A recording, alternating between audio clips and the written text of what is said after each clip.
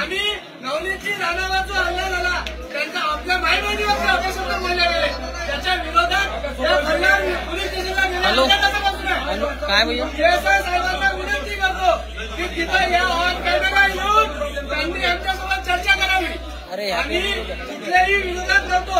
आमची सभा शांततेत सुरू होती. या सभेला गांडून लावण्याचं काम जे ना आमच्या नेत्यानं सांगितलंय ते ना आमच्या रक्तात आहे ते आमच्या